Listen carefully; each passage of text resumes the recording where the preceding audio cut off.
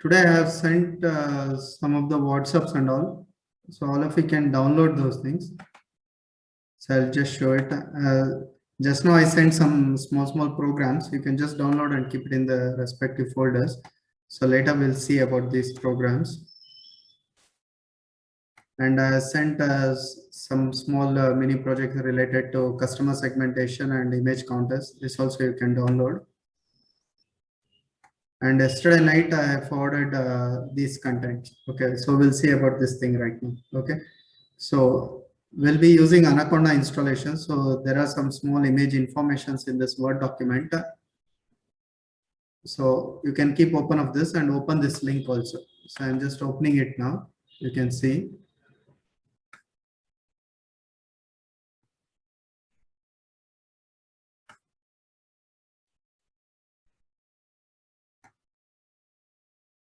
So this is the link which I opened. So in this link, we have to download Anaconda version. We are trying to download the Anaconda version and we'll be writing Python program in the Jupyter tool. Okay. So this is the version which you have to download it. Okay. Anaconda 3 2019.10 Windows 8634, right? So I'll search for that. Anaconda 3. First I have to see which one. Anaconda 3. 2019.10. So you just go on here. All Anaconda 1 is there, 2, then Anaconda 3, 2019.10. So here all 19.10 is there. In that Windows x86 and 64, right? So this is the one. So all of you can check in your laptop and you can click on this. This will get downloaded. It is around some 500 MB. So this will be downloaded. Whoever is having a right internet option, you can download it. Okay. Did you find this thing in your computers?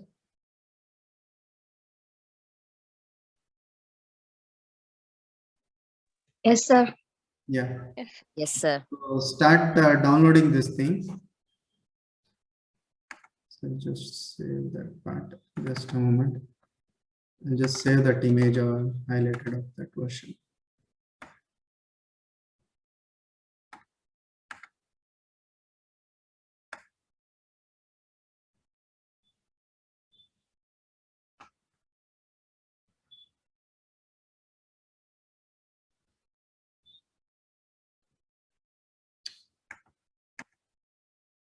So you can give for download. Just a moment. I'm trying to save that image.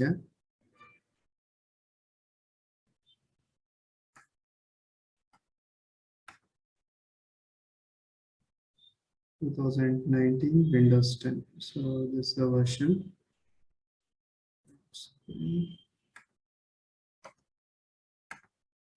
Yes.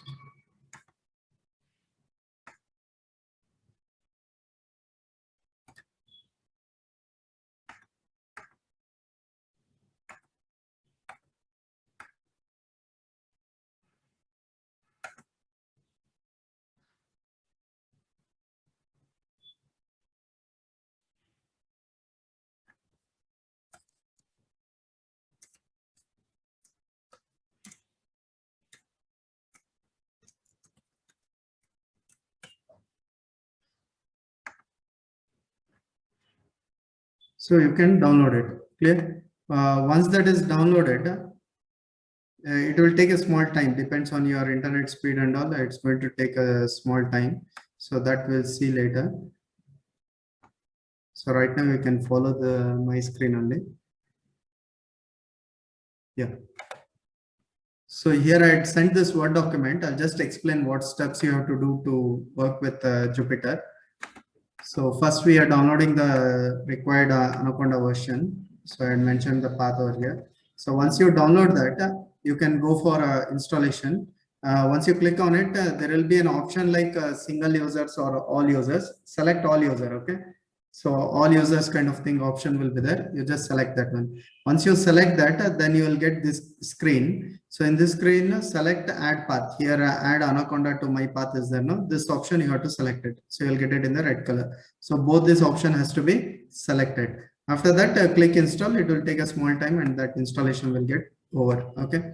So meanwhile, I'll be explaining in my laptop. So all of you can do this procedure. Okay. In your computers, you can do it. Download it. Once the download is done, just double click on that software. It will ask for options like all user or single user. Select all users. Then this screen will come. You click on it here. Both the check marks has to be selected and click on install. The complete installation will happen. Say, as I mentioned on the first day, we have multiple softwares to write the Python program. Okay. So in the last 2 days of sessions, we saw working with the IDLE. So today I'm just trying to show with the Jupyter tool, Anaconda Jupyter tool. Okay. So let that download happen. So meanwhile, we'll see some more things. See, if you search in the internet like Anaconda documentations like this and all. So I'll get the website link of Anaconda. We can just go through with that. See the difference. I'm trying to explain you the difference between Anaconda, Jupyter, and your what we worked on IDLE. Okay. See, in Anaconda, a lot of things comes built in. It's like a complete platform, full package. In IDLE, it's just with the Python software where we have to install all the required libraries one by one, right? So here, once you install Anaconda, where we write our programs, that is the Jupyter window kind of thing. So it comes with all these libraries built in. So the work will be much more easier, and the output methods, everything is different in Jupyter, that we are going to see it now. Okay. So maximum of the libraries, basic libraries, whatever is required to start working with the Python, right? So maximum of the things comes built in. So no need to go with the stepwise installation of all the libraries. Like this, a lot of other supportive options will get over there. Okay.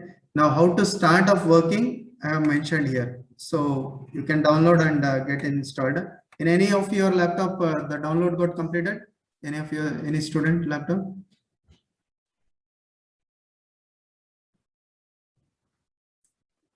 Yes, sir. Download got completed. Yes, sir. So, okay, you people can go for the installation now. Double click on it and start installing.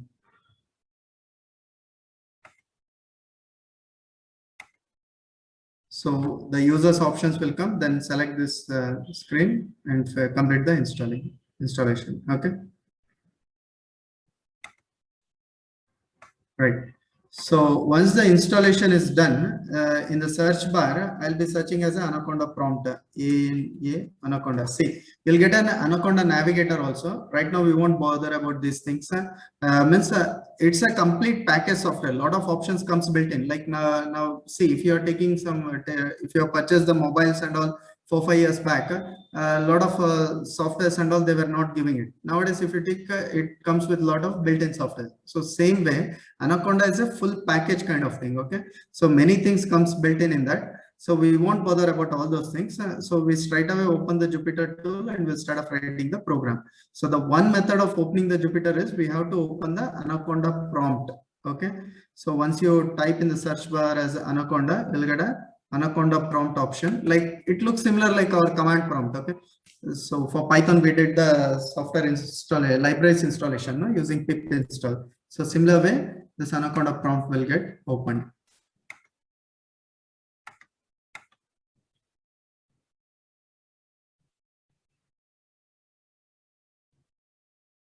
Yeah. So for Python, we use pip installation. Here also pip you can use, but more preferred with the Conda option. So Conda will be typing Conda installer, and like NumPy, if you want to install, you will be typing like this. So when we do with the IDLE, we'll be using pip. So here Conda install NumPy. Okay. So if you type like this, you can go for the installations. Conda install NumPy with respect to the libraries. What are the libraries you want to install? So in this document, I kept one image where you can see like Conda install Keras. That is one machine learning library. So like this, you can go for the installation. Conda install Keras. So when you are installing any packages, sometimes it will ask like you have to select yes or no. If you give yes, it will continue the process. Okay. So in some installation methods, even it can be a pip install or Conda install. So sometimes it will ask for yes or no option. You have to provide yes over there. Means why. then it will complete the process. Okay, so that is the method of installing the libraries. Right now, we are not doing any bigger project with a Jupyter tool and all. I'm just showing you people to how to handle that. Okay, so there is a procedure for it. So we are just learning that procedure to open the Jupyter tools, everything. So no need to go for any specific libraries installations and all. You can just cross check these things. Okay. So the next is now we want to open the Jupyter tool. So now your codes are in different path, right? Right now my code is in here, like I kept it in the D drive regarding this workshop and all I kept in D drive, internship, all internship, AI internship like that, right? So I have to enter into that path. Okay. So what I am doing is right now it is in C drive. These are basics commands, command prompt commands. So D colon I'm giving and enter. So you can note down these things because command prompt commands and all we won't be so much handy of using these things. So in a rough paper you can just note down this part. Okay, so D colon, so we entered into D drive now. See, normally to operate the computers there are two options. One is the GUI, graphical user interface, like how we regularly do. So what we do is this is the GUI, right? So we'll go to the Python, our drives here, C drive. If you want to go, you can go like this. So same way D drive, if you want to go, you can go like this, right? This is the GUI method of working. And another method is where we can work, handle our computers using the commands also through command prompt. So right now I'm in the D drive, okay? So in D drive, I want to go to the folder, right? So CD.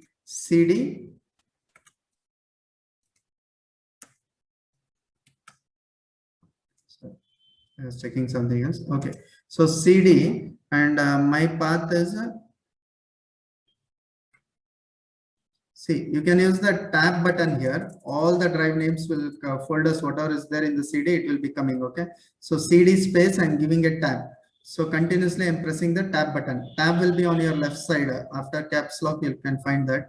Normally, regularly, we won't use that. So you'll be finding all the folders names here. Okay, if you know the name, you can type it or you can use the tab button. So our folder was internship something. So I entered into that again. Then again CD. So just, or you can go to the folders and you can check the path. So internship, then AI internship, right? So I'll type AI and again tab is the full name will come. No need to check and type all the names. We'll be using the tab button. Okay. So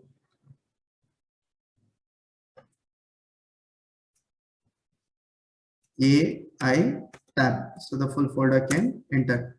So I entered into the specific folder now. Okay. So now I will type Jupyter, Jupyter, Jupyter notebook.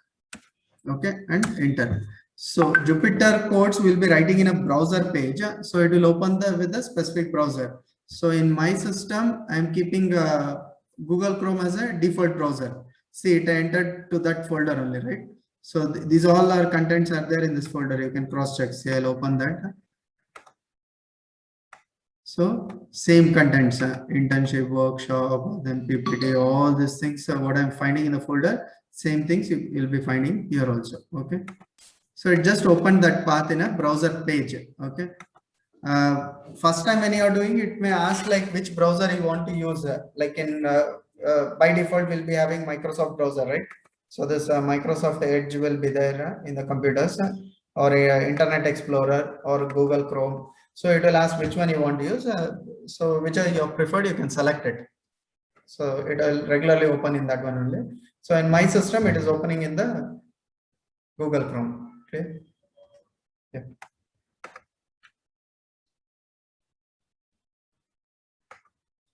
Anyone completed with the installation? Yes, sir.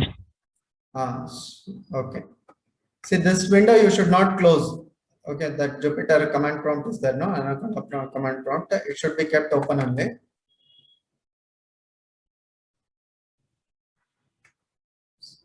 Anyone is able to open your folders like this? You have to open your folders in your computers. What are the folders are there with respect to the project? For this internship, you would have made one folder, no? You have to open that. Did anyone open the folder like this, Jupyter? Did you got this option?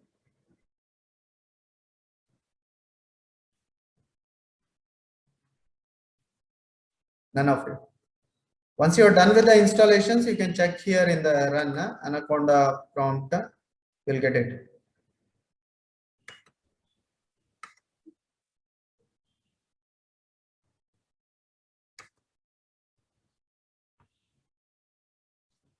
One of you told like installation completed, right? Are you able to open the Anaconda? Yes, sir. I have opened Anaconda prompt, sir. After that, what should we do, sir? See, you will be keeping the documents in one folder, right? Yes, for sir. this workshop. So you need to enter into that folder. To get into that folder, I showed the steps here, right? So by default, it will be in C drive. Assume like you are keeping your, right now regarding this workshop, all the documents, if you are keeping in D drive or E drive, D colon or E colon, then enter to the specific path. CD Okay. space, then whatever the file name is there, folder name is there, first one or two character you can type and click tab over there. That specific path will come. So if you're confused means I'll show once again. So just note Yes, down sir. this, so I'm closing everything. See, this is my path, okay, where I kept all the workshop related documents. Now my intention is to enter in this path through Jupyter Anaconda prompt, okay. So I'm opening now. So follow the step Anaconda prompt. I'm searching here in the command prompt. You can type Anaconda ANA like that. So I got the prompt. I'm clicking on it. So sometime it will take a little bit time. Okay, first time when you are opening all these things, a small delay will be there. So by default, it is showing the path C drive, and my contents are in the D drive. So I'll enter D colon, then CD. The next in D drive, 2 underscore internship is there, right? 2 underscore tab. If I give, the full name will come. Okay. Then enter CD space, then AI tab. If I give, the full name will come. So I entered into my folder. Any of you are able to do up to this level?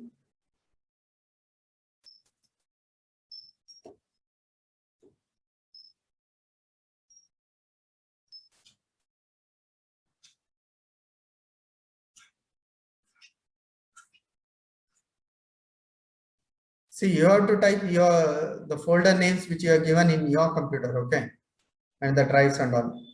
In my computer right now, it is in D drive under these folders, so that names I had given. Any one member? Any of you are able to do it?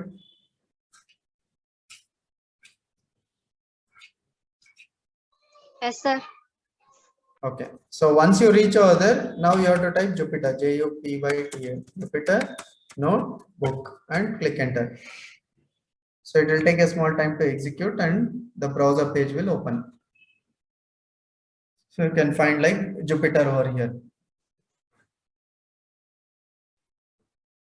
Done?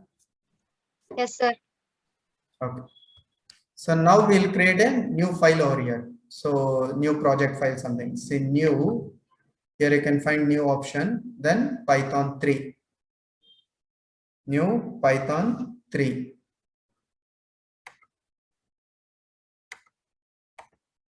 On right side you are finding new. Then Python 3.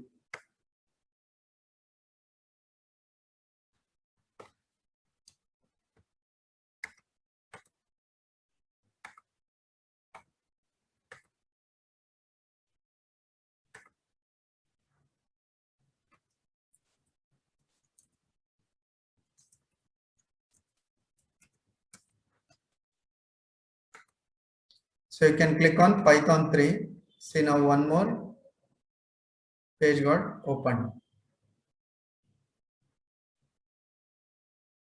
So here we can write the program. So in the Word document, see the same thing I mentioned here, how to open your Jupyter notebook. So once the Jupyter notebook is opened, you'll get the front end toolbar like this. So the file name, menu bars, tools where you can write the codes. Here some cell option will be there. See, you can find one cell here. You can write the code here. Any one of you got this screen? Did you created a project? New file Python like that?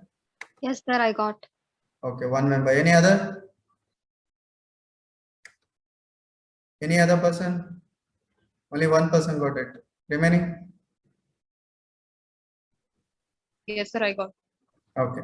See, you can see in your folder also, See, right now we are not given any specific name for this file, right? It's an empty. I'll just type it like import numpy as a np.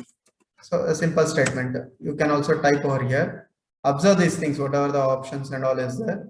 So you'll see something cell, kernel, here some box and all is there. Clear? Just observe it.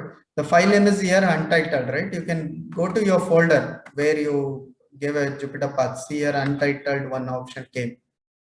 Untitled like that. And already I was having one more file, Jupyter sample. You can observe the file name also. The file extension is ipynb. File name dot ipynb. That is the extension file for Jupyter file extension. Like word file dot doc will tell, no? So same way. So I kept one, already one file was there in my computer, Jupyter sample, and right now it is untitled something is there. So if I want to open the already created one, see, you can see that the Jupyter sample is there, which I created before. Right now I created one more that is untitled, right? So Jupyter sample, I'll click. This is the old one which I created. So already I have some code here, right?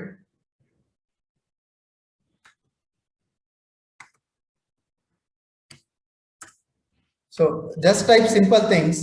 Here we are not doing any project in the Jupyter. There are a lot of procedure to use this one. Idle is very simple way to use it. Jupyter is bit more complicated because it comes with multiple options and features. Okay, like how it is using in the browser page. It is opened. See here you can find local host and all, no? Because these all can be used to automatically link with some servers and all. Okay, for that reason Jupyter is much more useful. Clear. So like you can type some print statement, print. Normally the first option we do libraries, right? See, you can observe here. So print, once I give the flower bracket, the open and close both will come. Then double quote, open and close both has come, right? I gave only one option, double quote. So the closing also came automatic, so that by our mistakes and all will be avoided. Now the first will be libraries, right? So I'll be updating all the libraries updated. So this is the first statement, something print. I just given a print out there. So I can keep all my import libraries here. Then to write the code, next cell. In next cell, if I want to code means you can find a cell tab here. Sorry, insert cell below. Insert cell below. If I click, see the next cell came, right? So I'll do simple mathematics. Okay, like I'll create like x is equal to 5 plus j. Okay, and before that j should be there, no? J equals 10. Then print x. Sorry, double quote should not be there. Print x. So one more cell I'll create. One more cell. Then here I'll print project end. See, simple things. I'm just typing it so that we can just learn how to use this tool.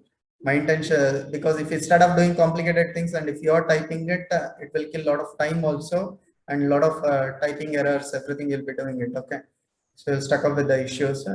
So very simple things I'm just typing. Okay, now we'll save this file, right? It has not been saved.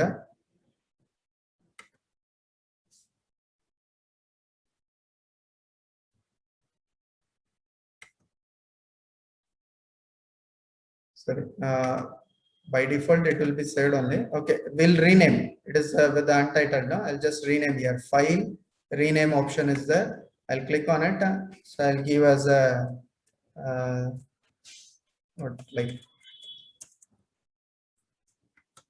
sample program. So any name you can give. I just rename. So you can see a sample program. So you can get into that folder also, sample program, right? And the starting page which opened, right, in the Jupyter, there also sample program. We can find it.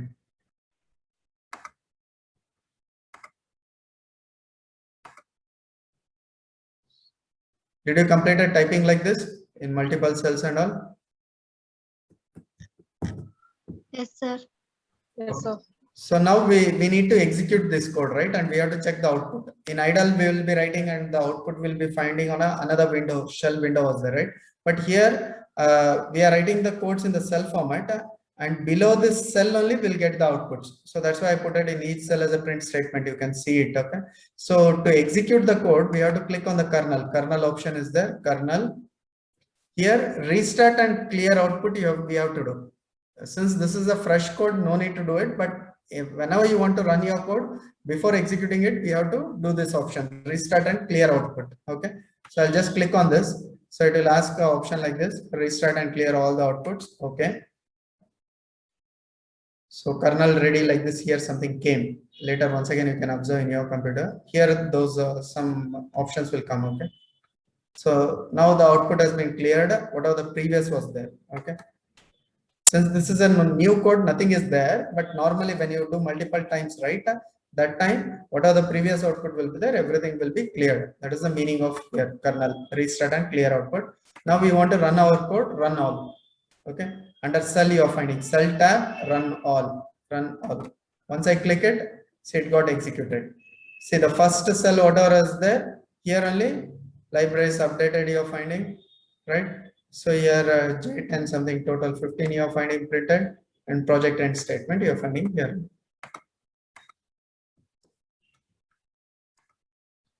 I want to add some delay, so just I'll take some libraries here just to explain this thing.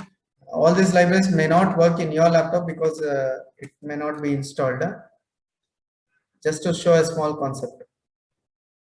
Got the output like this executed. Did you saw the numbers like 1, 2, 3 for the cell? Some numbers and all will come.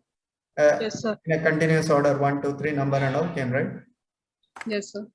Okay. See, now I did some changes. I added some libraries. No? So now again I want to run it. So whenever you want to execute code, you need to kernel, restart and clear output. So here the outputs, what all are there? This library updated statement, this 15, these are the outputs, right? Every cell output is there. So it will clear everything. So kernel, restart and clear output. See, before that even for every cell number was assigned in increasing order. So restart and clear. So here kernel ready came. See, all the output got deleted and the cell is empty. The cell numbers are empty. When you find cell numbers are empty means then we need to execute it. Okay. Now once again I'll run the code, cell run all. Okay. Now observe here, cell numbers are coming with a star, right? Star means it is in the execution stage. It got executed. Now the numbers are assigned. Star means it will be in the execution stage. See, and one by one cell it's going to execute. I'm just adding same statements because these are machine learning libraries. No, it will take a small time to execute it. Okay, so you can see now. Once again, I'll show it to you. Null, restart and clear. So I'm just clearing everything. So all got deleted. Cell, run all. See the stars are there, no? So slowly the star will go. It will get executed. Fine. Star means it is in the execution stage. Means this cell, whatever the cell numbers are there, right? This position will indicate 3 stages. If it is empty means it is ready to execute. We can start off executing it. If it is in the execution stage, if the code is running this cell means, the software is running the code in this cell means, then star will be there. Once the execution is completed, it will assign a number for that cell. This complete window is called as a cell. So here 3 cells we have created to write this code. Then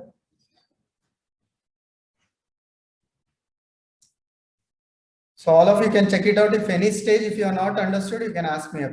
And some important points you can note down. Any of the records are happening, but still if you want to note down some of the points, you can do it. Like the main kernel tab, under the restart and clear output, we have to click.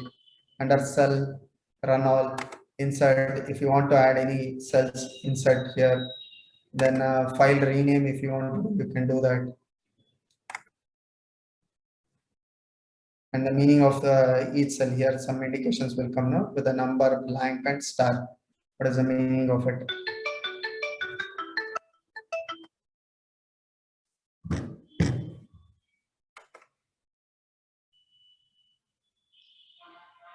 any one of you are struggling with any problem means you can inform me, or any of the stage if you want me to repeat means inform me, I'll repeat it.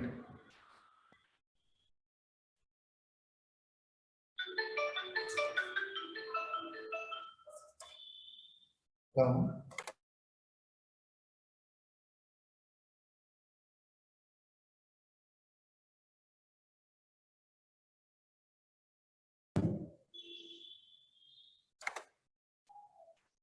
no doubts, everything clear? Any of you want me to repeat any of the steps means I can repeat it. So all of you did this step, huh? Download, install, then you can see this kind of output, right?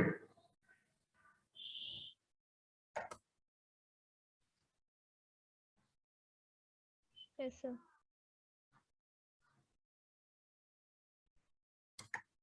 So this is the Jupyter window. So even any code, any output, if you want to check, or any graph, if you want to draw also, all these things can be done over here. So we'll see one small graph like how the look will be there. So I'll remove this library sklearn and all what I already did.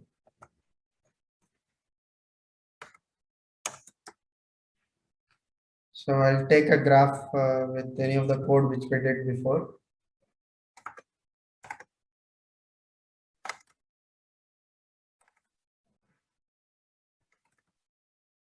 Loan prediction, right?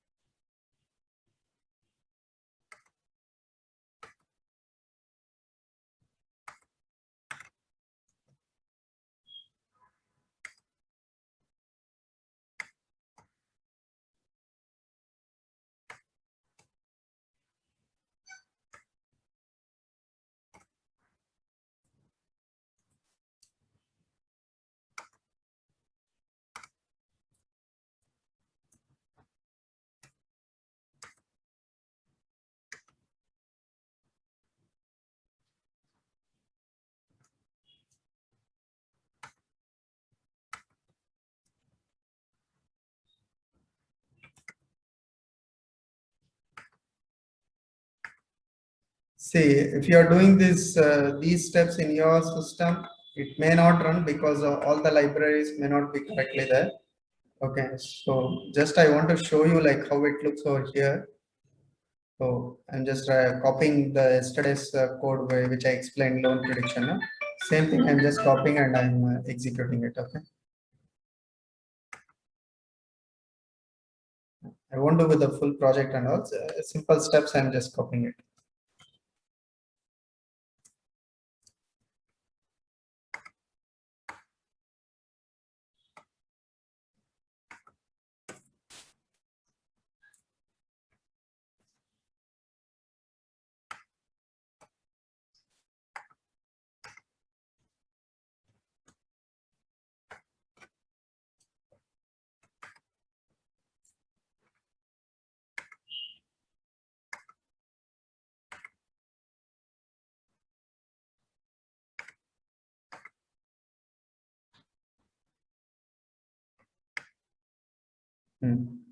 See, yesterday's code only, the same libraries and all. The loan prediction data set, we were reading it and we saw the shapes, sizes, right? The same thing, sizes, all the columns. What we were finding on the output screen over there in the shell screen. So same thing you're finding below only, right? So here a lot of content as this. See, the scroll bar is there. You can scroll and you can see it, everything. And even the graph also. So the same code what we executed there, same code I'm running over here also. It is working fine, no issue. Okay. Only the some of the libraries are not there means we have to install in the Anaconda platform. So install it and execute it. See the graph, everything got opened here. Right. So this was the simple example and steps like how to use the Jupyter tool. Okay. So if you are done with the thing, you can close it. Any doubt, anything is there? Yeah, you can ask for me.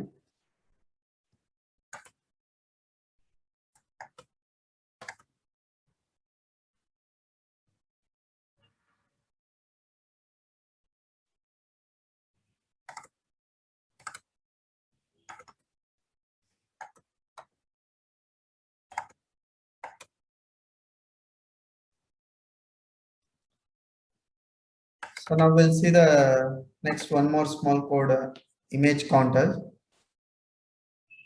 Okay, before this, I gave some small codes, right?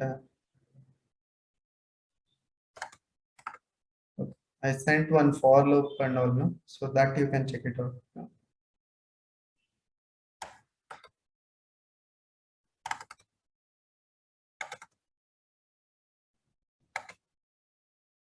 Okay, I sent a small Python code for with the for loop, right?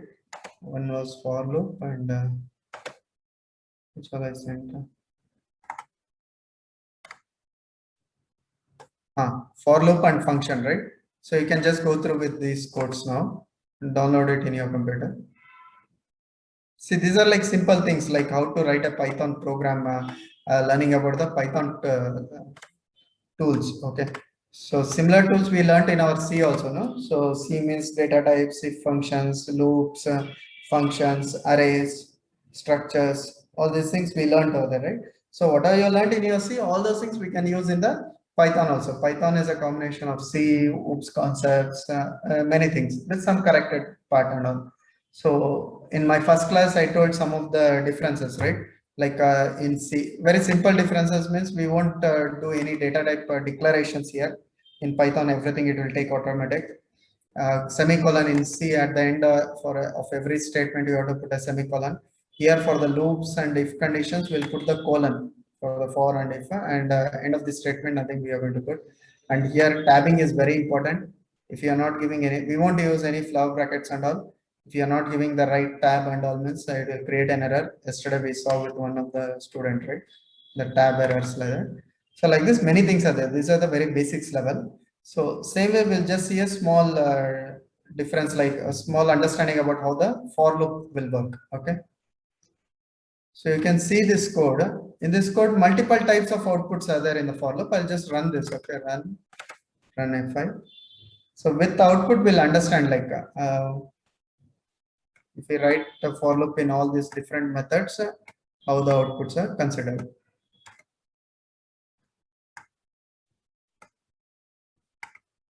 Okay, so the first output type 1 I have written. So simple way of writing for loop is like this. Okay, normally in C, how will be writing? We'll be writing like for I equals 0 colon, right? I less than 5. If I want to print 1 to 5, 0 to 5 colon I plus plus, right? Then print I. Right now, this was the method to write our C program. See, if I am trying to run this, it is showing an error. The way of writing for syntax is different in Python. Clear? So here, what I am doing is, if I am writing in the C platform, my the method of writing for loop was in this format, right? So I is equal to initialization, conditions, increment or decrement. If you want to do anything, you can add here. The for loop is going to repeat. So the same thing if you want to do here in Python, the syntax is different.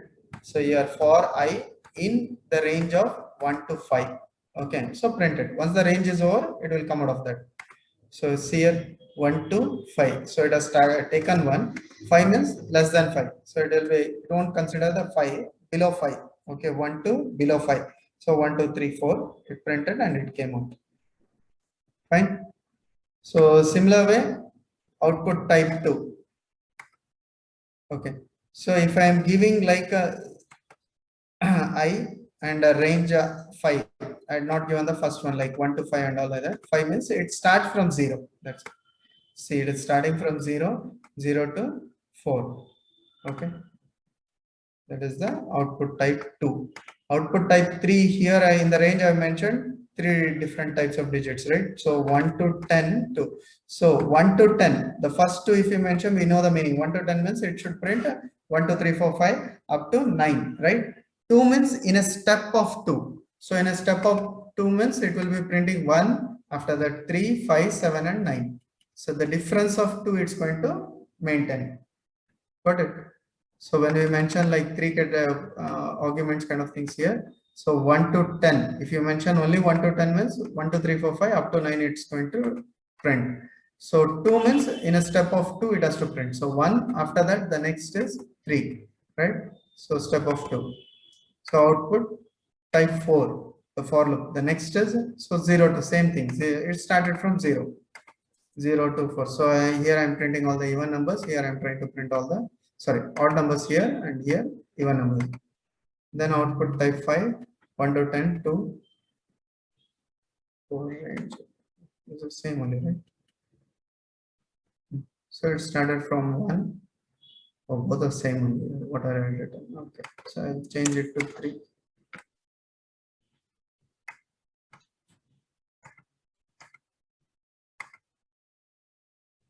See, in step 1, after that 3 difference, 4 and 7. So the multiple types of writing for loops.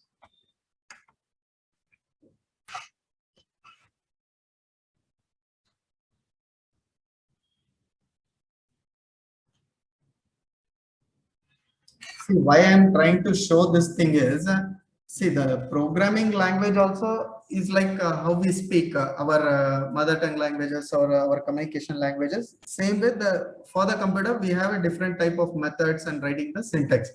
To learn when we are in the childhood stage, to learn one single language, like whatever our mother tongue or English, Hindi, whatever the first language we are going to learn, right? So we'll be taking a huge time for that, right?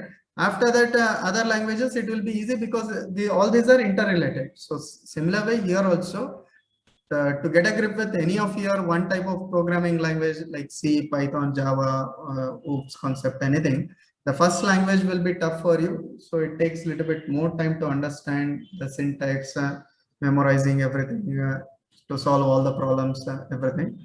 But once you overcome that thing, then to shift with other languages, it will be easy. It won't be so much complicated part. Okay.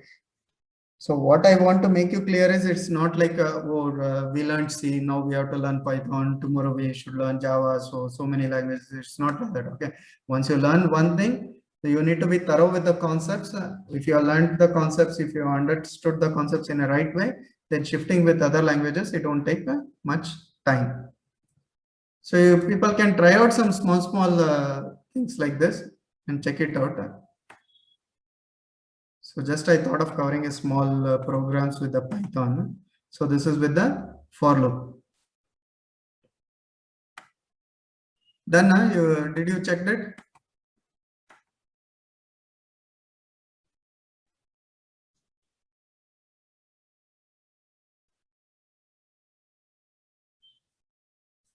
All of you check this one, output and all in your laptop. Yes, sir. You know, we'll see the next one with the functions.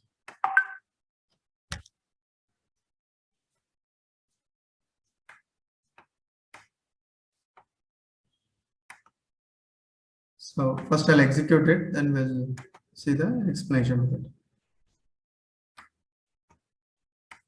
Normally we tell C is a structured programming language, right? So where it goes with some standard flow with the structures and all, and always C program is written in the format of functions. Okay, so you have to split up your full what are the concept you want to do, split it into multiple functions and then execute it. Okay, so functions is a very basic part of C programming. So any work multiple times if you want to do, if you can write it once and call it whenever you want it. Okay, so that's the main use of function. So you will be writing the code only once, and at different stages wherever you want to call it in your program, you can call it. So that saves your code lines and code memory. Okay, so whenever we want to call the function, for the function, the next basic part is something called as an arguments. We have to pass the specific arguments, right? But in C, there are a lot of restrictions, rules with respect to the arguments. Like assume this is the function definition. The way of writing here, DEF and all will write. In C, the method is different. the function is there, or you can give any name also for this thing here, the function name. So we can find 3 arguments, right? Assume if you are done with the C, if you're calling, like say the function definition is there, I'm calling my function. Okay, so while calling, I'm giving only 2 arguments, the other well, the third one I'm not given, right? Then it will create an error in the C. Okay, so in C program, whenever you're calling your function, you have to follow the exact count of the arguments, the data types, like that. A lot of rules and all is there, but in Python those things has been removed. Okay, so here the function now, I'm calling the function with argument 3 and 7, and here once I pass these values, it is captured in A, B and C, and there is some initialized value also like 5 and 10, and I'm printing A is that A, B and C, I'm printing it. Now we'll see the first output. Okay, when I'm passing 3 and 7, and there is an already an initial value also like A, B and sorry, A is not assigned with any initial value in the function definition, B is assigned with 5 and C is assigned with 10, right? Okay, the first output you can see here. See, the first argument will go to A only and it gets printed. So A is 3 we are passing, here there is no initial value printed. The second argument will pass to the B. B was initialized with 5 and we are passing 7 over there. So it is overwritten. The 5 has been deleted and 7 is written in B, and that B is printed.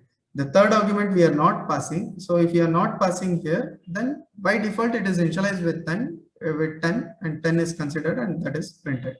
So you can see this. Okay.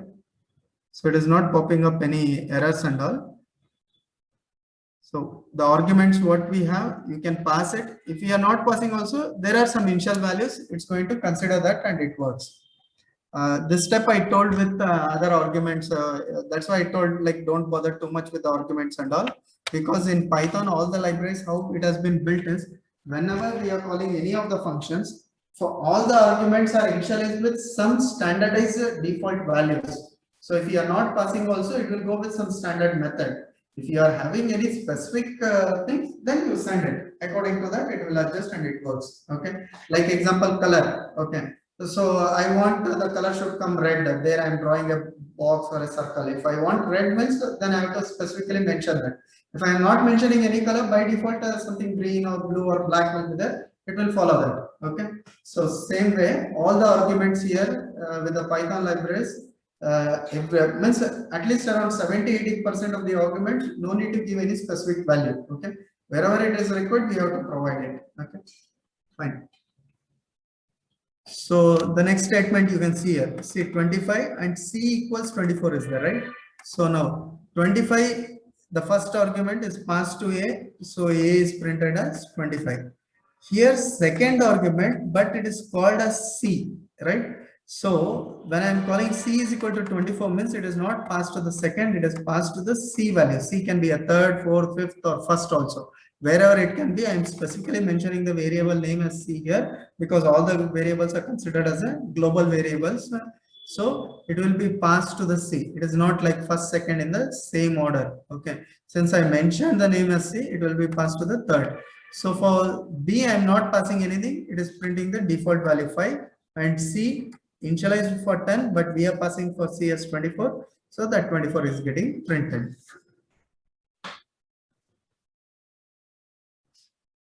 I hope you are understanding it, right?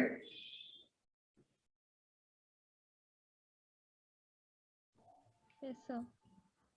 Okay, so the third line you can see like now see C part, the C variable I'm passing as a first one only.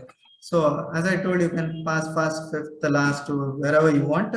Since I am referring with the variable name as C, again the first argument C is equal to 50, it is not passed to A, it will be passed to the C only. So the 10 get replaced with the 50 and A I am passing in the second place. So 100 will be passed to the A. So same thing you can find it here. A is 100, B 5 and C is 50.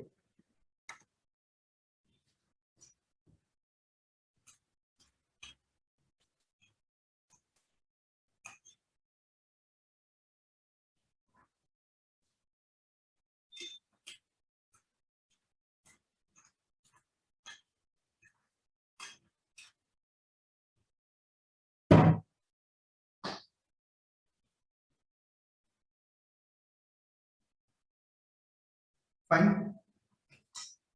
And one more thing, what are the functions we are using? It should be defined above before usage. Okay.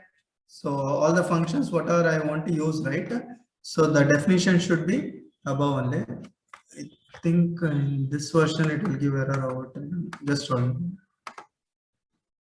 See the error came because before using the function or calling the function, the definition should be above that. Okay, it can't be below of it. So first you have to write the function definitions, then only we need to use it in the program.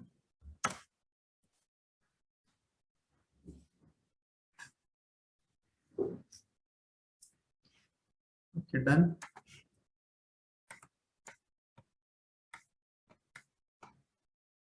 So like this, lot of codes you'll get it in the net. You can try it out whenever you're free on your interested time and all.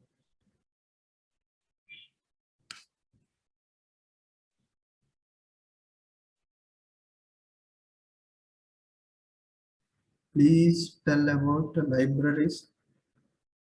Example. When to use which library? Yeah. Okay.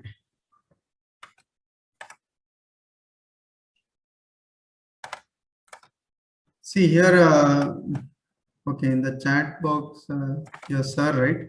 So they have sent like tell about the libraries. A few example when to use which library. Okay. So libraries and even the function call. See, the way of writing Python code is to get hands-on with all these libraries, functions, and all. Maximum things are done with the browsing elements. We'll be getting a lot of information in the internet. So first we have to start from there only. We can select any of the small codes or application names or anything, or like face detection. What are the codes I'm explaining here? It's not like from scratch I have written all these things. Everything is from the internet source. So we have to take it, and as per our requirement, we have to alter it, club some 2-3 codes and come up with some outputs. The way of working is right away it starts from the internet. Okay, the beginning, like Python, how to start also, everything starts from internet. Like we saw the code like face detection, right? So face detection in Python using webcam or using OpenCV. So you have to search like this. Then you'll get some codes and try to see some YouTube videos also, or you can type like OpenCV explained, you can give. So then some links will get where they'll be explaining it. Okay, see the towards data science and all these are they will give some theoretical explanations also. Okay, this is the way of learning. Nowadays, any technology, anything we want to learn, maximum things are available in the net. We have to just spend some good time in. Okay, so if you go on seeing these things, so whatever we saw, the similar kinds are explained here. They're taken some samples, some codes, some explanation, everything will be there. Okay, so this is the first method. First, we have to try out multiple samples. So now I had given samples for you, the same sample, same code or whatever we are doing it, right? So you can run those codes and you can check like face detection, edge detection, canny edge detection, like that. You can type in the net, you will get some things with the better explanations also. Okay, so then you can read it. So we'll get hands-on with some of the functions and libraries to use. Okay, that is the first part. Second part is we have to remember like which library for what purpose it is required. Like I'm doing a code, I need a GraphMints, then Matplot and C1 are required. Pandas to access all the files. Machine learning means sklearn, Keras or TensorFlow libraries are there. So all these are required. Okay, so like this, the packages will come to know about it. Okay, when we work on multiple, it's a process. It can't be explained in a single line or something. It is a process. As you go on working on it, we'll come to know about that part. Okay, first we have to start from internet only. Whatever you want to work, any project, anything. Like I want to do some. There is another topic with neural network, convolution neural network, and all that part. I'm not speaking over here in this session. Like I want to do brain tumor something, brain tumor images, brain tumor code using Python and all. You can search like this. So then you'll get it. Based on that, we can start off studying it. So based on experience only, then we'll come to know like which function, where to use, how to use, and all. Okay. Okay, so that part done. Now next is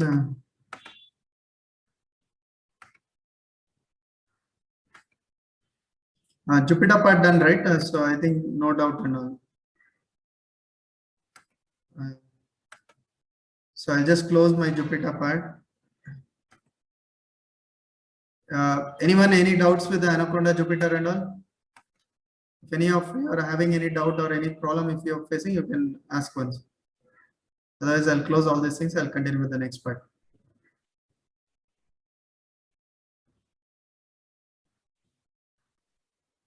No doubt, sir.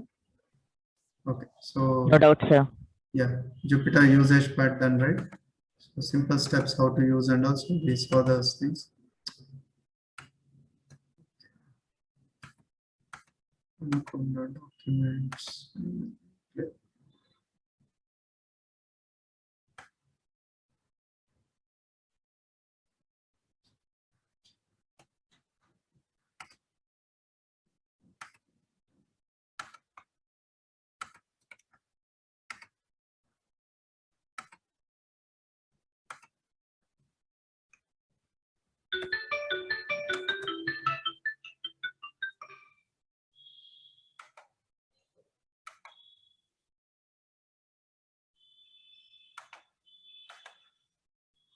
Yeah, so I sent the one code image counters. So we'll see this thing now.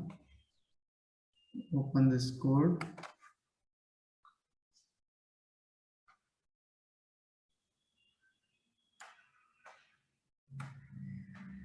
So we'll run this.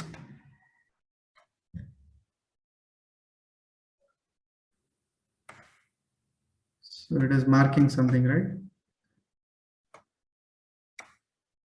So this is one stage of like something called as a segmentations. Before doing segmentation, counter method will be used. Okay.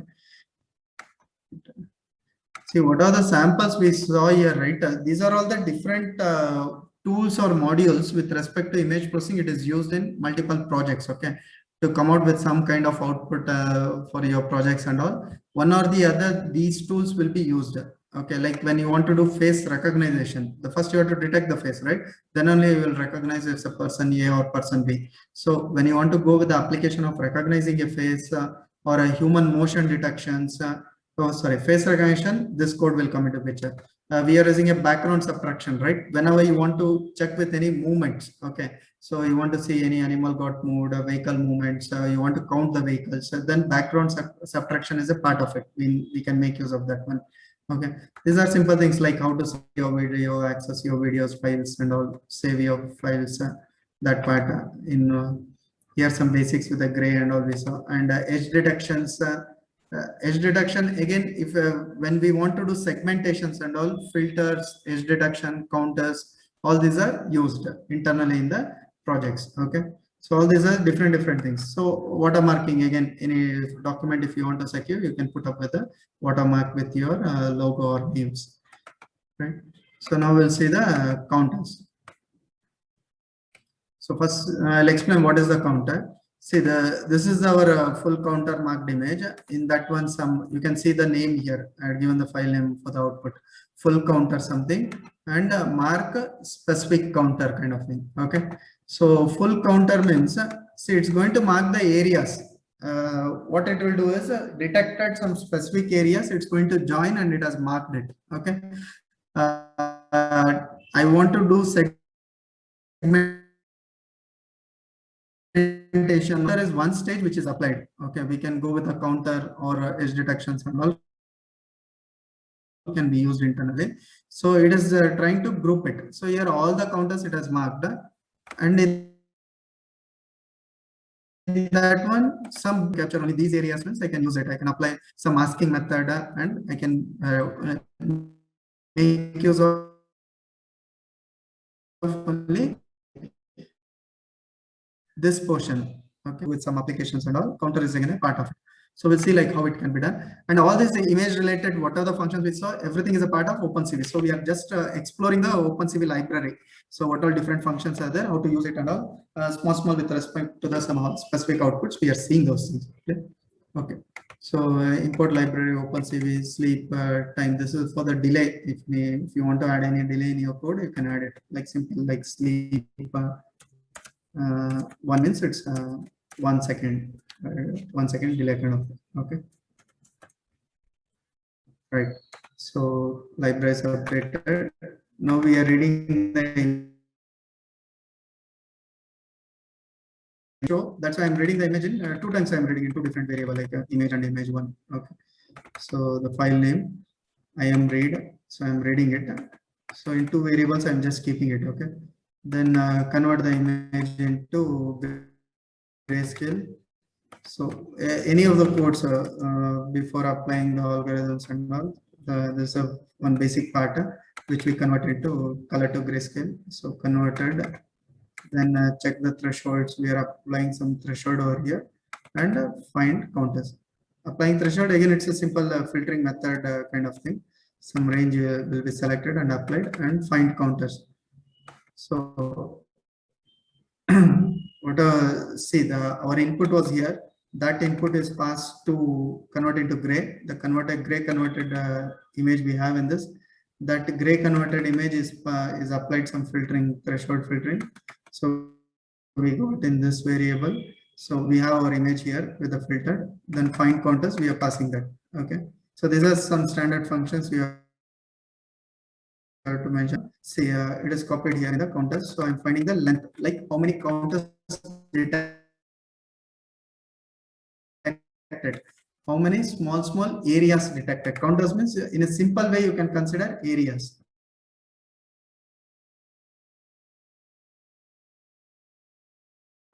Okay, so here in the output you can see like some 946 areas has been detected. Small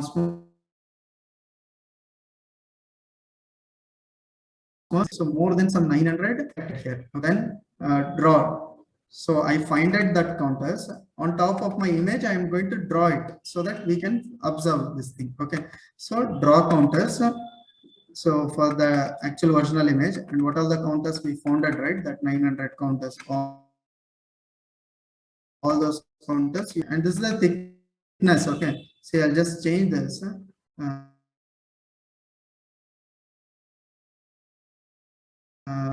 So that line thickness. So I'll run it. Observe now. 6. And here the thickness, this line, this is the orange color line, and here green color. No, the thickness got increased. The last argument is the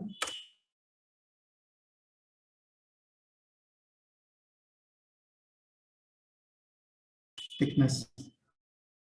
And if you like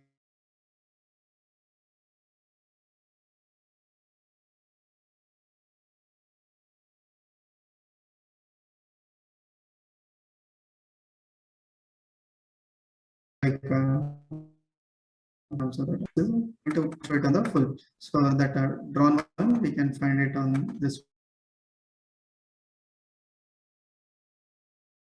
one, which is the green.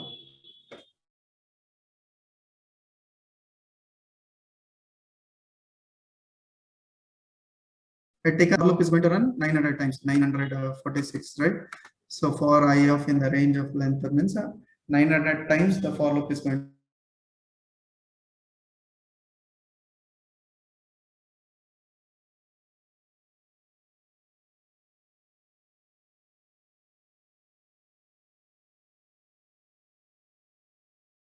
to run. Okay. So that area we are finding, and if area is max than 5,000, okay, then only I'm printing the area and I value. So assume like the I value is 0, the first counter, the area is less than second, third, fourth.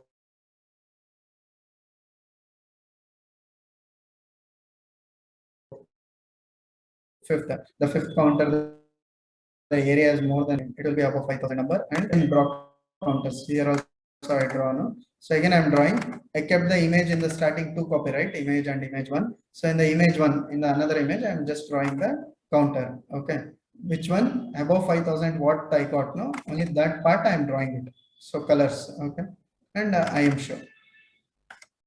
So you can see the output here. I'll run from first.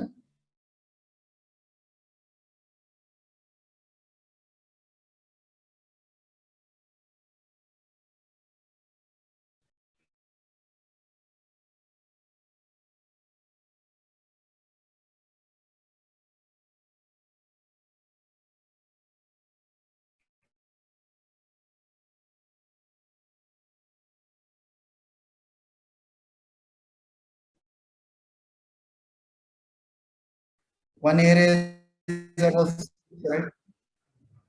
One area is about 6000. No? I'll type here 6.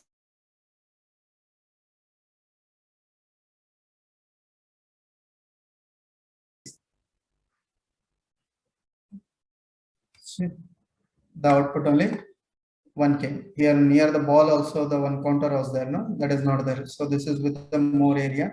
So this is there. Okay. So now if you want, no, I want to see all the areas above, and the output you can see like see, only the area above 6000 has been printed. Okay. Now I want to see all the areas above 1000.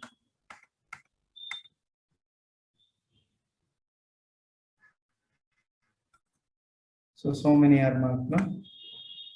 So about 1000 all wherever it is there, it is marked. Okay. So you can see like one is with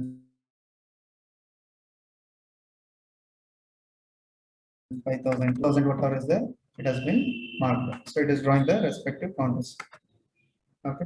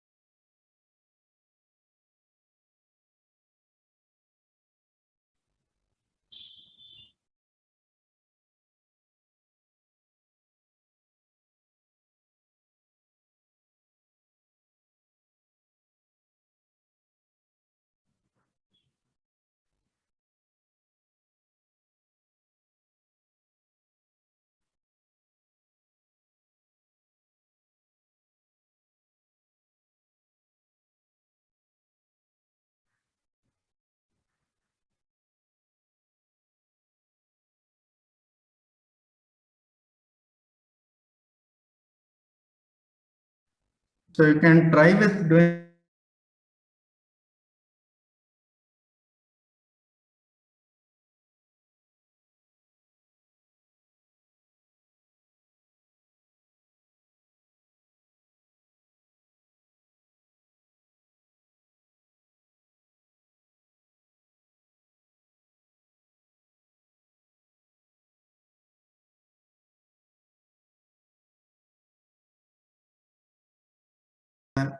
background subtraction we did, right?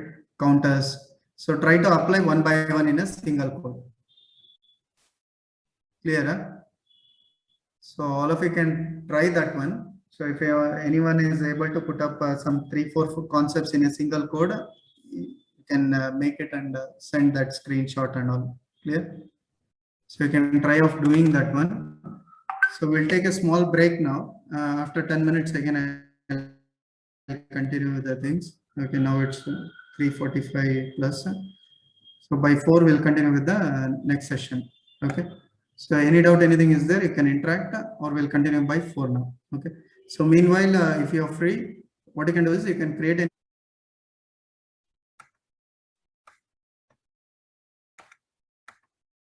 So we'll continue with the next one. So this is a small another code.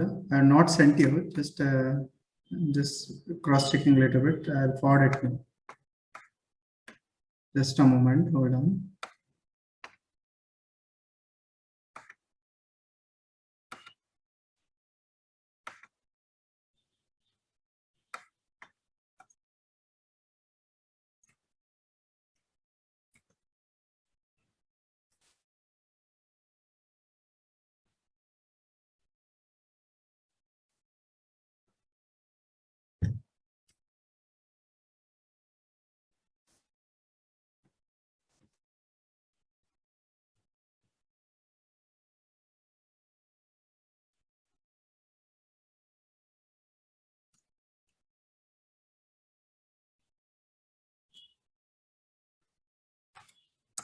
So you can see the output of it.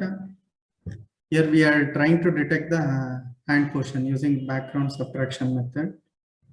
Small error is there. Just hold on.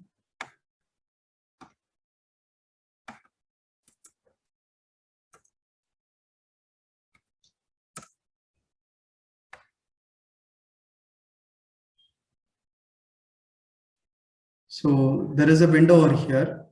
So the blue window. All of you are able to see this, right? Anyone member Yes, can sir. reply. Yes, sir. Yeah. See, there is a blue window, right? So it is capturing the background first. Okay. So I'll give the capture background. So once it is captured, okay. Still some error is there. Just a moment. We need this thresholds. Okay. First I'll execute, then I'll explain. Just hold on.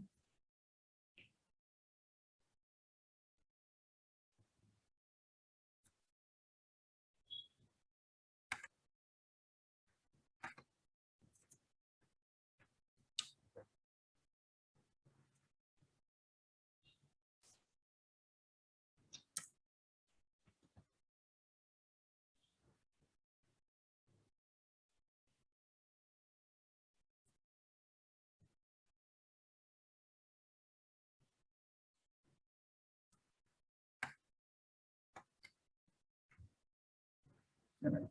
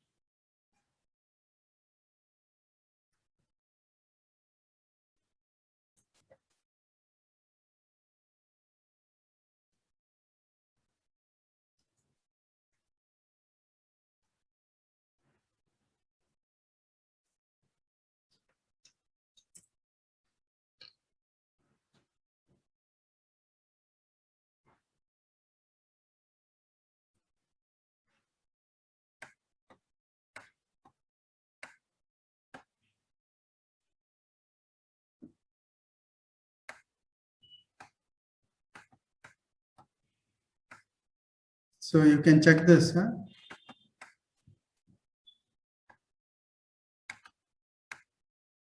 See, first this window will open. Okay, I not send the code, right? I'll send this code for you first.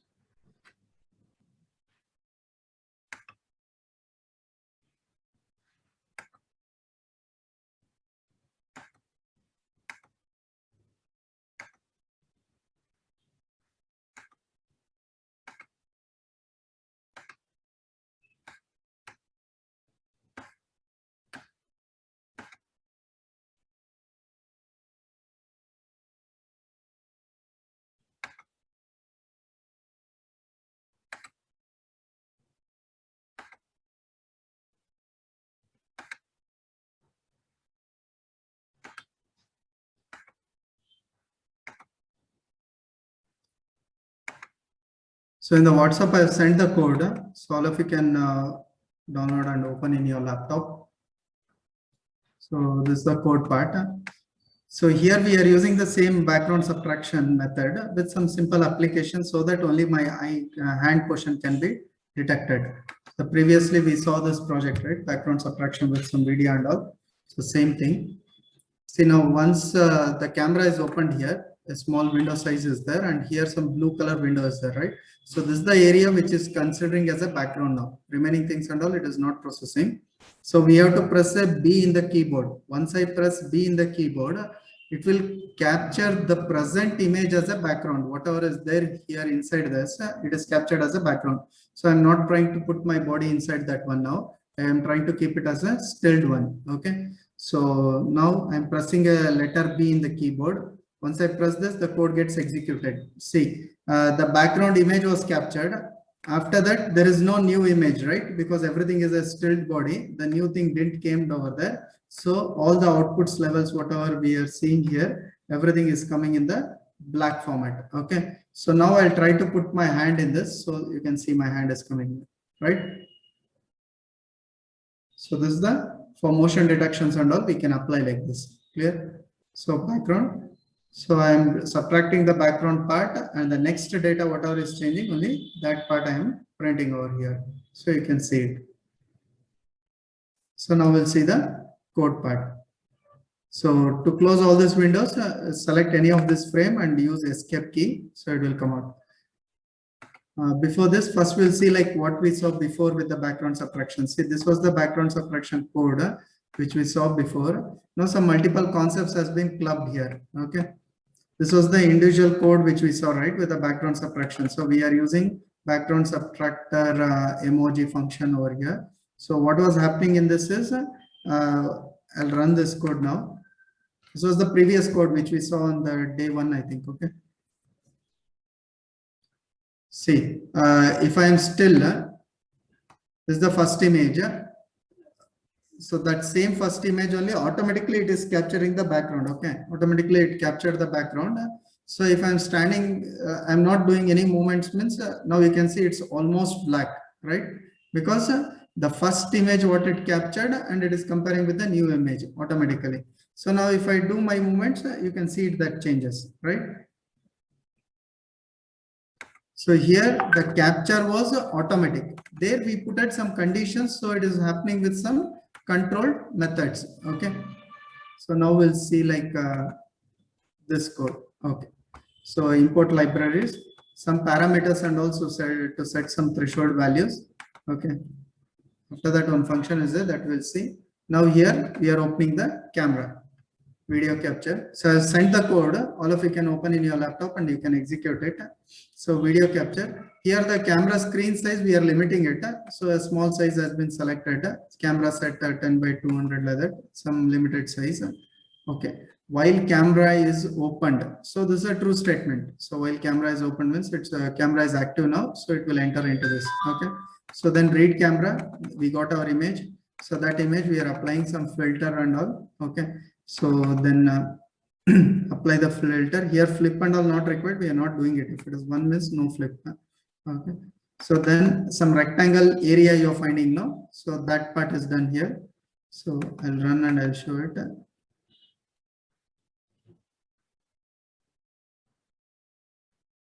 So this is the rectangle area. So that we are initialized here. The rectangle area part has been initialized. So then show original frame. So this is the original frame. You can find the name here. Okay. So the camera part has been opened with some rectangular frame. Then it is checking for some if condition. If this value background captured is equal to 1 means then these codes will work. So right now background we are not captured. So this if condition won't get executed. So the code will go below. It is checking for this key weight. Okay. So from I need to press a key from the keyboard. So here two keys are there. One is 27 means escape. Escape means it will close everything at a break. So it will come out of that while and the project gets end. Project end will come. Okay. If I press an escape key.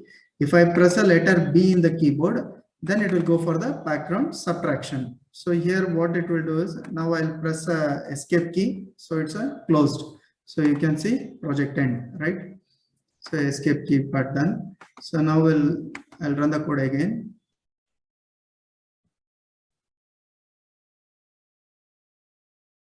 Yeah. So here now letter B, right? So I'll press the letter B. So I'm keeping this blue area as empty and I'm pressing the letter B. So once I press the B, the other windows are getting opened. See, if my head and all is trying to enter there, you can find it, right?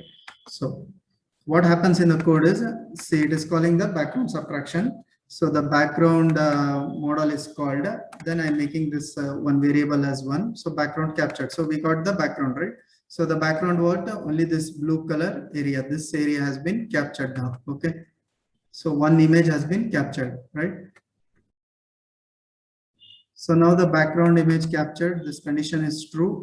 So it will come here, remove background frame. So one remove one function is called. So if you come over here, so the background image is there, no? Every time that has been removed using some bitwise map and all. So what it has been is any new image is there, in that new image, this portion has been removed. Means every time the camera will be running, right?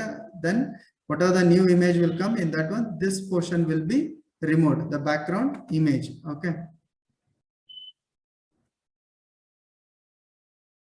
So once that is removed, it is showing the masked image. So if you see the masked output here, so this is the mask one. So if I put my head, whatever the new things are coming, that part it is showing. So the masked one, only the new part is coming and remaining everything has been removed. Okay. So now I am applying for that mask area, like what are my fingers or the new things, what is coming. No? So this area I am trying to convert it into some complete white color, like binary conversions, applying some thresholds and all. This can be taken for the next level. Like I want to do some gesture applications. Okay, I want to count how many fingers are there, 1, 2, 3, 4, like this. Okay, fingers count, or I want to show this gesture meaning is something, this gesture meaning is something. So if you want to do these kind of applications and all, then it can be done for the next level. So right now we are not covering all those things. The next mask output I'm trying to show. So that masked image, whatever is coming, we are converting into grayscale. Then some Gaussian blur is applied. So for filtering purpose, if you see that blur output, so it is in the blur format, right? So some filtering purpose, this is done.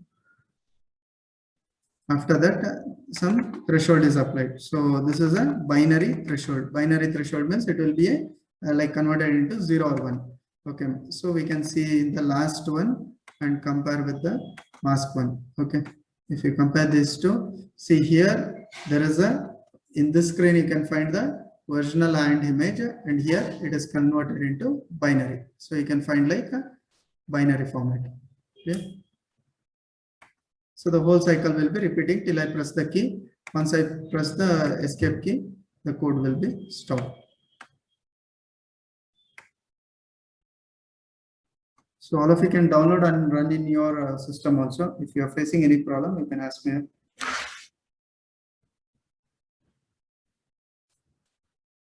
Any one of you executed this thing?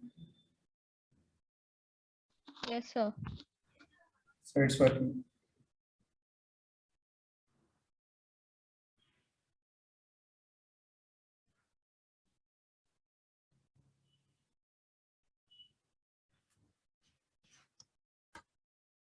So you can go through with this thing. Now we are on the final stage of this workshop.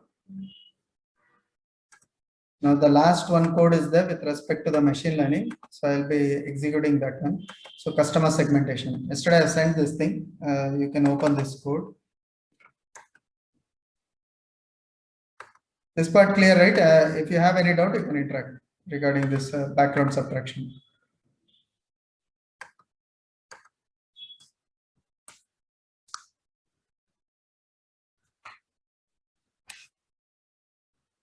All of you can run in your laptop, check out the outputs.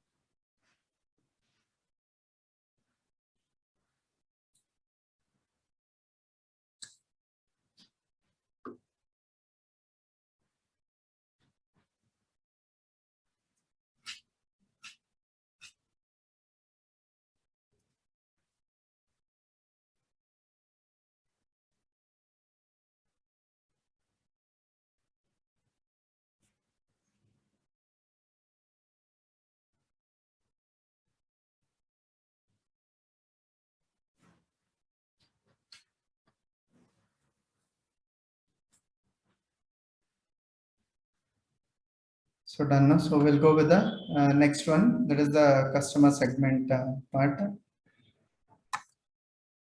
So I'll open this data set. So this is again a machine learning code which is similar to loan prediction. What we did with the loan prediction, right?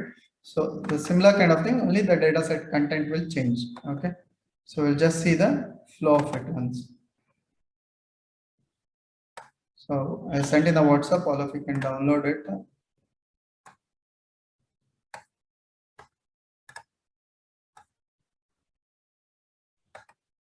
So the code format, everything is almost similar to the loan predictions only.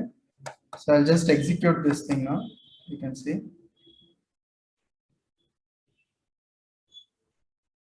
Some graph got open.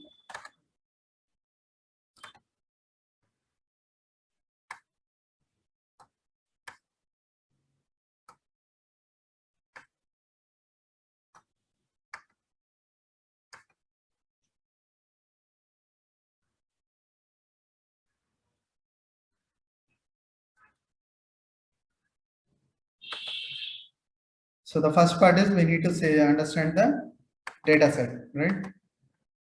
So here this is related to customer, some shopping kind of thing you can consider. Okay, customer segmentation part. So the customer ID is the gender, then the marriage status, age of those customers. So these are all the parameters, attributes. So then their graduated something, professions, what is their profession and all.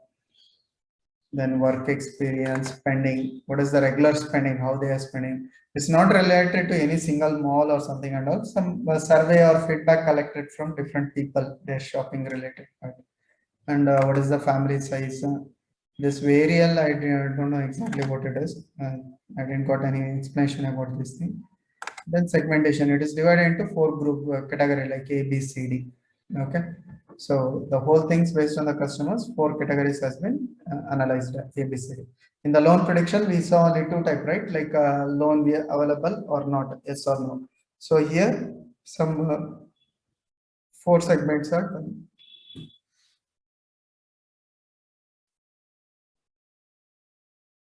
So you can consider as a segment or classes or label. So it is divided into 4 parts. So we will see like how much rows are there. So here the data is more. So you can see like some 8,000 data is there, right? In loan prediction, we had already almost around some 600 data, right? Here some 8,000 data are there. So we'll see the code now. So import libraries, pandas to get all your files and all, matplot, seaborn for graph, so sklearn for machine learning part, right?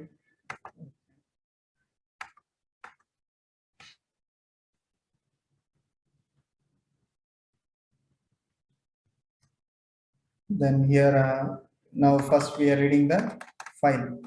So the complete data set, whatever is there, everything is copied into DF. So here we have some. Then we are checking the shape, means rows and columns of the overall size of that DF, right?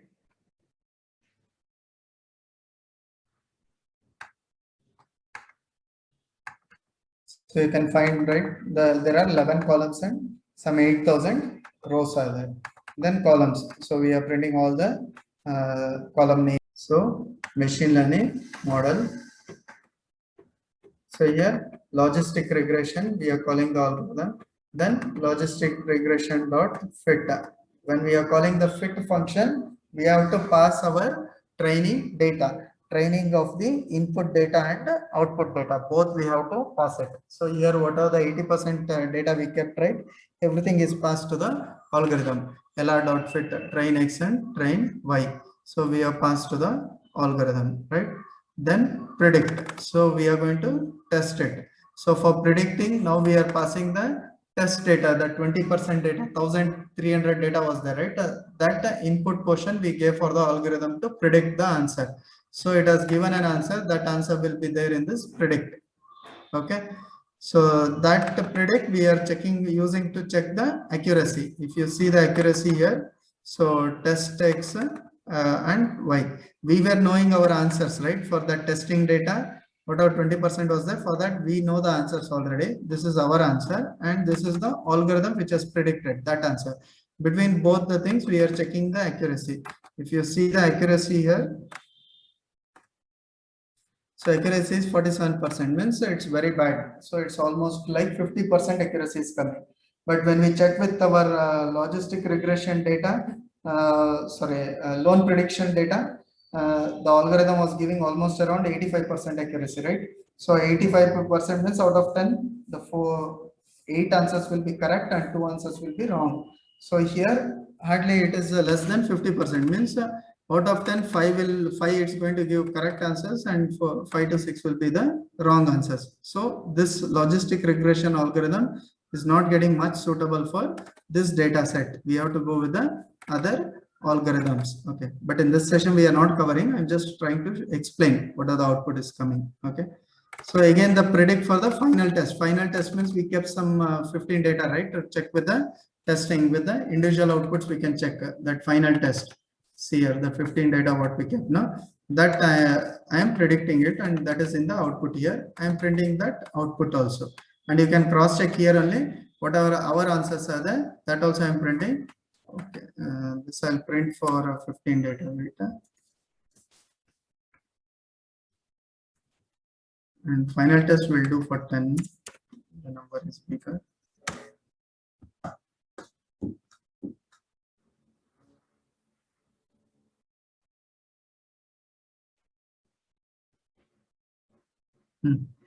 So you can see like a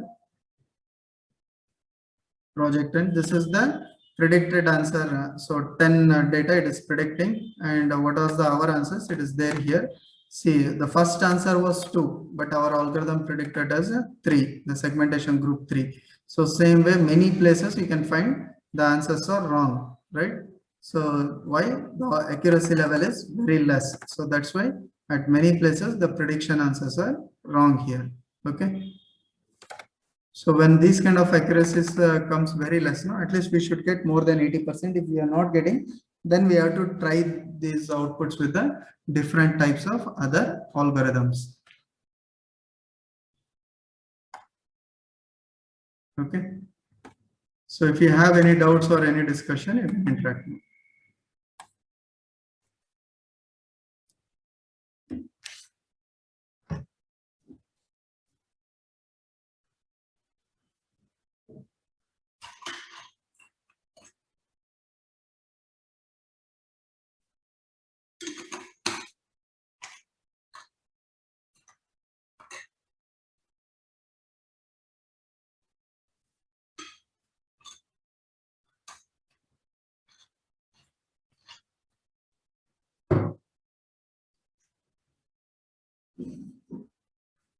All of you executed this code in your laptop? I did some changes now. I'll send this, change the final code. You can copy and use it. Just down.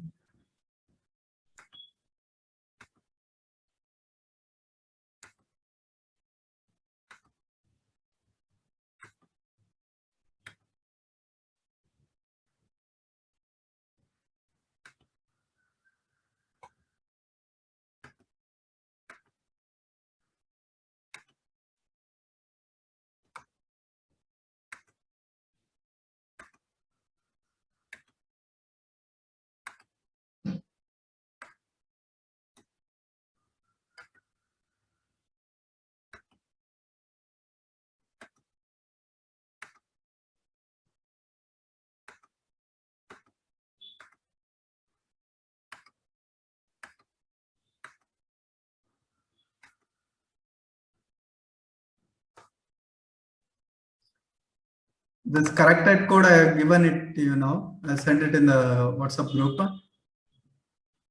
So all of you can just execute this. Corrected means some small changes I did. The old code also was getting executed, but small mistake was there. I just corrected it.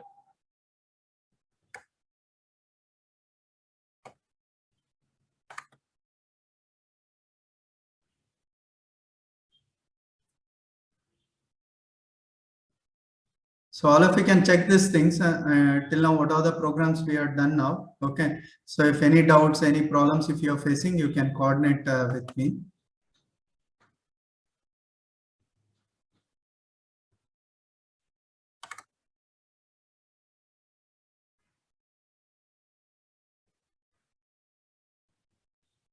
any problems if you're facing, you can coordinate. So I'll be back in 2 minutes, okay?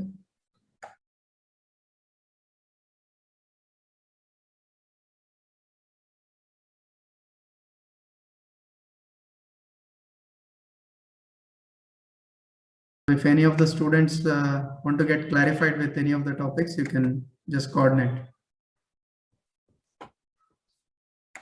Yeah. Good evening, Shashi. Yeah, good evening. Am I audible, Shashi?